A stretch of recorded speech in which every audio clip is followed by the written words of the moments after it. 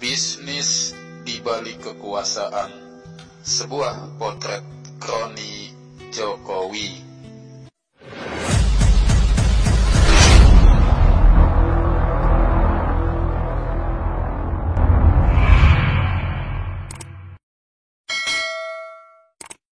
Putra sulung Presiden Jokowi, Gibran Rakabuming Raka, disebut pernah tercatat sebagai pemegang saham dan komisaris perusahaan dari PT Rakabu Sejahtera. Namun saat ini posisi Gibran Rakabuming digantikan oleh adiknya Kaisang Pangarep. Disebutkan PT Rakabu Sejahtera pada prinsipnya bergerak di bidang mebel dan furniture. Namun ternyata saham perusahaan itu juga dimiliki oleh PT Toba Sejahtera, milik dari Menko Kemaritiman Luhut Binsar Panjaitan, yang salah satu anak perusahaannya bergerak di bidang tambang dan batu bara. Pada kenyataannya, mebel dan furniture hanyalah salah satu dari bidang usaha terkait kehutanan dari PT Rakabu Sejahtera, yang sesungguhnya juga bergerak di bidang pengolahan kayu, pengangkutan, hingga industri kebutuhan rumah tangga, yang kesemuanya adalah terkait dengan produk turunan kelapa sawit atau kayu. Perusahaan milik keluarga Jokowi itu didirikan pada tahun 2009. Modal awal yang diperlukan untuk mendirikan perusahaan itu cukup besar, mengingat banyaknya cakupan usaha, yaitu sebesar 31 miliar rupiah. Tapi apa sebenarnya kepentingan perusahaan induk PT Toba Sejahtera milik Luhut Binsar Panjaitan dengan perusahaan mebel asal Solo milik dari keluarga Jokowi itu? Ternyata dalam dokumen PT Rakabu Sejahtera disebutkan perusahaan ini juga bergerak di berbagai bidang, meliputi pembangunan atau konstruksi, pembebasan lahan, real estate, properti, pengerjaan beton, instalasi mesin, jaringan telekomunikasi, multimedia, reklame, dan periklanan, bahkan juga pengembangan wilayah transmigrasi.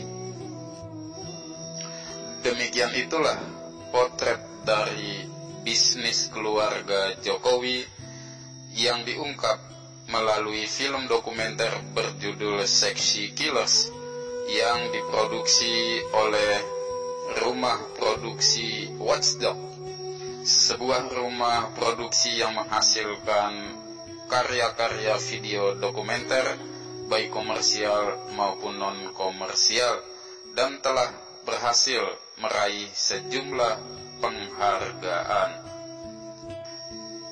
Sesungguhnya kekuasaan itu cenderung kepada korupsi adalah suatu keniscayaan yang tidak terhindarkan. Oleh karenanya, alangkah baiknya jika dibuat suatu undang-undang yang membatasi dan melarang pejabat publik tertentu beserta keluarganya untuk tidak terlibat dalam aktivitas dunia usaha dalam bentuk apapun. Dengan begitu, segala potensi penyalahgunaan kekuasaan dan praktik-praktik korupsi yang berpeluang dilakukan oleh pejabat publik dimaksud dapat diminimalisir dan bahkan dihilangkan. Dalam hal ini, pejabat publik tertentu dimaksud adalah pejabat publik yang memiliki kewenangan strategis dan posisi jabatannya telah memberikan penghasilan yang cukup untuk penghidupan diri dan keluarganya.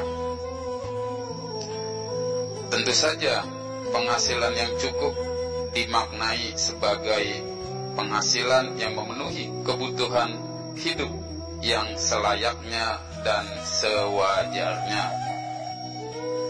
Masalah pokoknya adalah apakah pemimpin-pemimpin dan pengelola maupun pengurus-pengurus negara ini berkehendak untuk mewujudkan tata pengelolaan pemerintahan yang berintegritas dan membasmi korupsi sampai ke akar-akarnya. Untuk itu semua diperlukan hadirnya seorang kepala negara yang sungguh-sungguh berkomitmen dan dia menjalankan pengelolaan pemerintahannya dengan melandaskan kepada rasa takut kepada Tuhannya dan takut kepada kehidupan akhirat yang akan memberi balas atas segala perbuatan hidupnya di dalam kehidupan di dunia dan terutama tanggung jawab kepemimpinannya terhadap rakyatnya. Enggak, kadang-kadang itu orang aneh ya. Saya sama Kaisang dilabelin tukang martabak, tukang pisang goreng. Kan bisnisnya bukan cuma itu. Kita kan udah bermain lama di sektor ini dan ya bisnisnya bukan cuma itu. Dan kadang-kadang orang kaget. Dan kalau masalah kekayaan pribadi, aset-aset kita kan semuanya dilaporkan ke ini, ada di LHKPN. Nanti silakan diakses saja. Kekayaan saya apa aja, sumbernya dari mana, semuanya transparan kok. Dan kita bisnisnya kan juga nggak pernah yang aneh-aneh atau apa. Bisa diakses semua dan ya kan kita, kalau saya kan udah nanti tiap tahun lapor LHKPN. Ya, itu aja. Ya silakan dicek, makanya jangan terlalu mengecilkan orang lah. Kita kan punya pekerjaan-pekerjaan yang lain yang sebelumnya tidak pernah diekspos, dan kadang-kadang dari teman-teman media pun nggak pernah mau mengekspos karena itu tidak menarik. Kan lebih menarik diekspos sebagai tukang martabak, tapi yang lain-lain nggak pernah diekspos. Dan kadang-kadang kalau tiba-tiba ketahuan apa, dari mana itu? Kok tiba-tiba punya ini sih? Kadang-kadang kayak gitu sih. Tapi kan kita bukan mau pamer atau apa. Ya biarlah, ya warga yang menilai. Tapi silahkan nanti diakses saja LHKPN saya, laporan-laporan pajak silahkan. Saya transparan aja. Ya lu sekarang bisnis bisa jalan, bisa apa. Ya lu anak presiden gampang. Nah, ya itu mau namanya privilege kan? Saya mengakui itu. Lu ngakuin itu? Loh, iya lo gimana? Nah itu emang saya mau enggak, saya kerja mati-matian. Ya bullshit juga ya jadi. Enggak kita mau pembelaan gimana pun, memang itu pasti ada privilege kan? Ya pasti ya.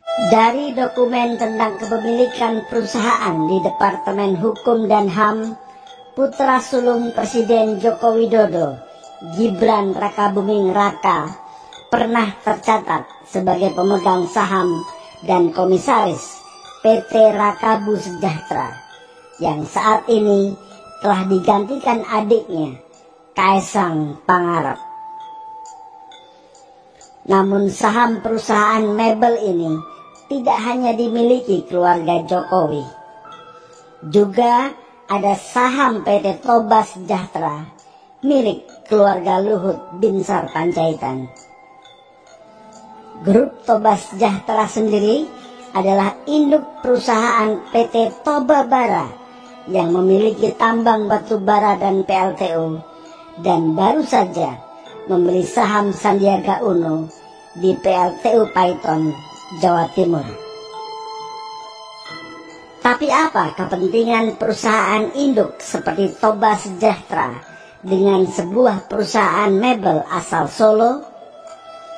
Dalam dokumen perusahaan, bidang usaha PT Rakabu Sejahtera sesungguhnya tidak hanya mebel, namun juga meliputi pembangunan atau konstruksi, pembebasan lahan, real estate, properti, pengerjaan beton, instalasi mesin, jaringan telekomunikasi, multimedia, hingga reklame dan periklanan, bahkan pengembangan wilayah transmigrasi.